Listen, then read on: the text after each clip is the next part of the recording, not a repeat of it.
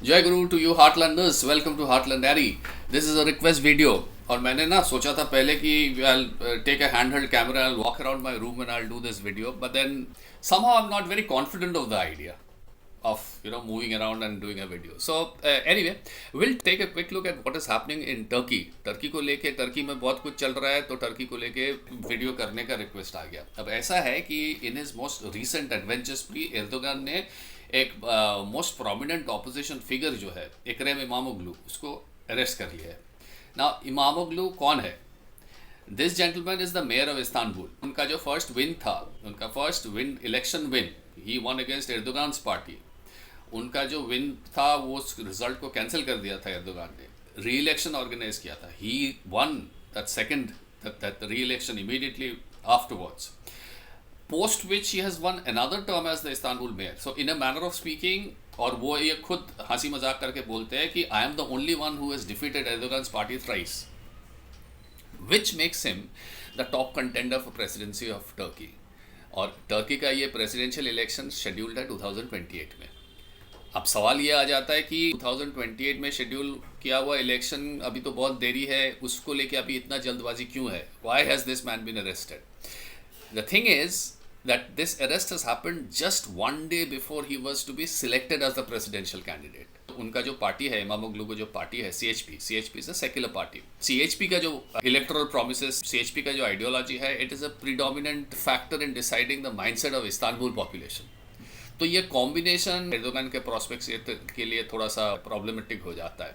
तो ये जो इमामोग्लू को अरेस्ट कर लिया, उसके साथ साथ hundreds of other associate personalities को भी अरेस्ट कर लिया।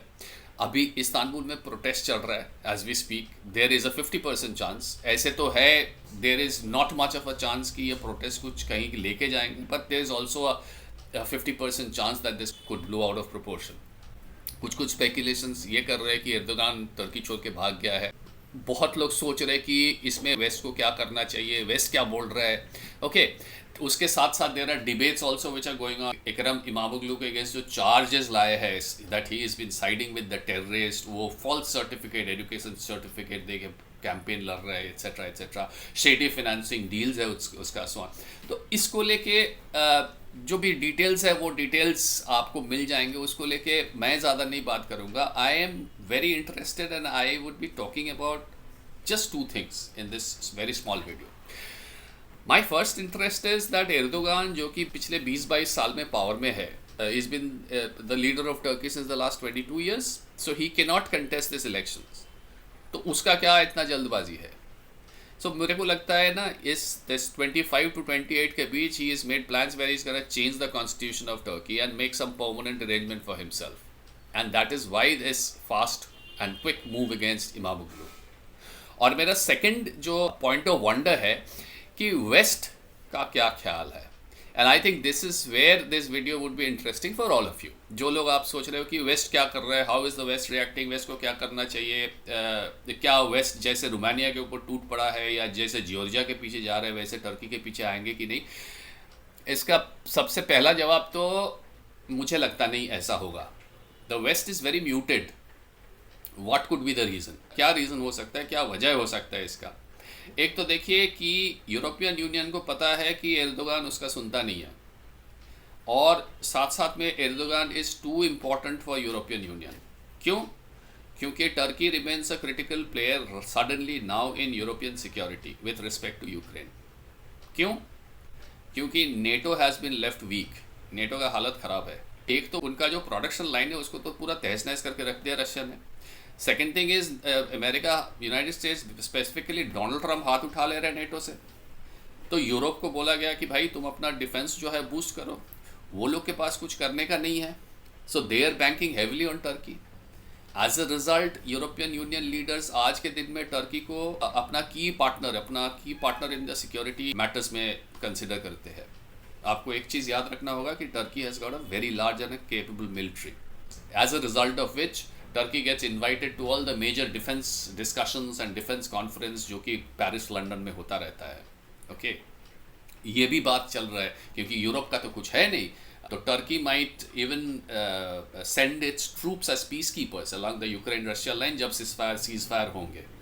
अंडर सच सिचुएशन ईयू का जो पेटेंट गेम है ना, लिबर्टी एंड डेमोक्रेसी गेम जो खेलते रहते हैं, कभी पोलैंड में खेल रहा है, कभी जर्मनी में खेल रहा है, कभी रोमानिया में खेल रहा है, कभी इंडिया में ज्ञान दे रहा है, तो ये सब ज्ञान देने का, ये सब करने का अभी वो लोग के पास कोई इंसेंटिव नहीं है ये सब गेम खेलने का। सिंपल सा बात है, क्योंकि यूरोपियन यूनियन को टर्की की ज़रूरत है, एंड हार्डकोर ज़रूरत, in terms of defence, in terms of troops, in terms of military against Russia, क्योंकि यूरोपियन यूनियन के पास कुछ है नहीं। ओके, वेस्ट का other component is United states. What about United states? देखिए, एक बात है कि ट्रंप एर्दोगान को पसंद करता है। Trump has always like strong leaders जो उसको लगता है कि क्रूशियल डिसीजंस ले सकते हैं without being too bog down with parliament, with voters, with electoral constraints, so on and so forth. और I have also mentioned it in my earlier videos कि वो 4 जगह पे जाएंगे, ट्रंप का कोई कम्युनिकेशन, वहाँ से ओपिनियन पोल लिया जाएगा, फिर रिवर्ट करेगा। Trump is impatient, he doesn't like to wait. He would always want somebody कि एक आदमी के पास जाएंगे, वन विंडो जहाँ से मुझे हाँ या ना में रिस्पॉन्स मिल जाएगा। Erdogan is that man as far as Turkey is concern for Trump. तो ट्रंप एर्दोगान को पसंद करते हैं। Erdogan fits the bill, unless CIA और पेंटागन ने इमामोग्लू को ग्रूम करके रखा है, जो कि हम लोग को पता नहीं, जिसका भी डेफिनेटिव लिंक्स अभी तक तो कुछ है नहीं। United States is going to prefer a known devil, क्योंकि यूनाइटेड स्टेट्स का मिडल ईस्ट का भी एक विजन है, and it is a fact that Turkey has a fair control over that head chopper turn politician Jolani, जो कि Syria में बैठा है। So realistically speaking, Erdogan, with 22 years behind him, 22 years of setting and restructuring perhaps the entire political system of Turkey, remains a very strong and a dominant political force for leadership. And United States knows that.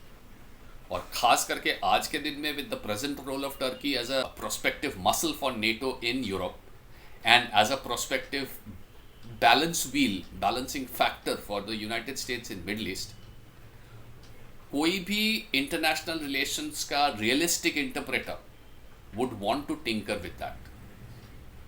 वो democracy, rule of law का जो बहाना लेके ये लोग करते हैं, ये सब टर्की के रिस्पॉन्स में जो हो रहा है उसके रिस्पॉन्स में नहीं करेंगे। Having said all of this, if this protests जो कि टर्की में चल रहा है, if the spill out of control, then you have to please remember that then all bets are off. If the Turkish people on their own, without an external support, manage to blow these protests out of proportion, then all bets are off. United States would want to jump right in. Because तब एक factor आ जाता है कि yes, Erdogan strongman है, Erdogan के साथ बात करने से काम चलता है, लेकिन एर्दोगान का एक और भी प्रॉब्लम है, he refuses to be subservient to the United States. हर बात नहीं सुनता है, पुतिन के पास चला जाता है, मुस्लिम ब्रदरहुड के पास चला जाता है, पीठ पीछे ईरान के साथ बात करता है। So Erdogan is too strong for United States liking. Erdogan European Union के छोड़िए, वो लोग का कोई ओपिनियन नहीं है। तो अगर प्रोटेस्ट ऐसा लेवल पे चला जाता है कि उनको लगता है कि यार अभी तो इसको कैपिटलाइज कर सकते हैं, then they can jump in, then they can come in to play, and then they would make efforts to dispose him of permanently and get a more agreeable, get a more subservient candidate.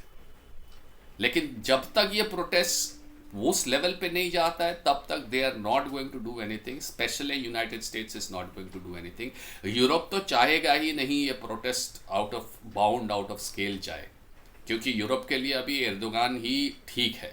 Hence waste का muted response, और hence मुझे ये लगता है कि आगे जाके ये और भी इंटरेस्टिंग होने वाले हैं।